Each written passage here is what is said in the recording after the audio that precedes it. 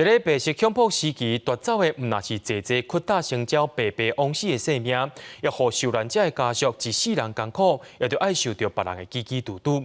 1953年绿岛生生再判决案，受难者宋成淼的孤囝宋文博，两当前甲老爸违背关乎国家人权博物馆，希望甲过去历史，互咱假使莫搁再打岔咯。 对照太太张雪露的相片，画出对伊的思念。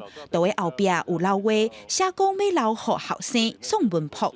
这是宋成淼先生1956年从庆国进前留落来的物件。宋成淼1924年出世，伫咧台中丰原王子国小带升学班，和董事张树旺因为牵涉台中地区工委会张必铁等案，互政府以加入叛乱组织的罪名判12年。1955年，两个人伫咧绿岛新生奋斗处，因为牵涉吴成达和陈华等案，伫咧政府严格审查之下，全改判死刑。 宋文博讲，头摆和爸爸见面，是伊8岁摸爸爸的黄金翁啊。伫我成长的过程中，这是一个足大的一种压力甲悲哀。上可怜应该是我妈妈啦，伊甲过身拢唔知影爸爸为安怎，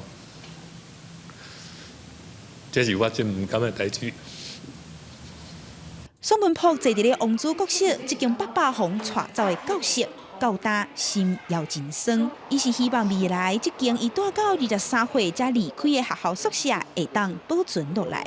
即马透过客委会的经费，希望讲会使申请到这修缮，互咱在地囡仔知影讲伫这所在发生的故事。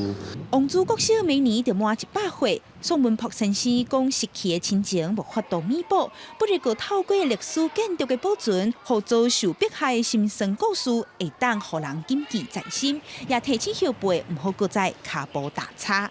记者民警长随曾培文台中报道。